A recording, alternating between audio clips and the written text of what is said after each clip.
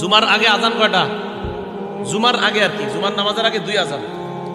এক আজানে মসজিদে যান, আরেক আজানে হুজুর খুতবা দেয়, ঠিক না?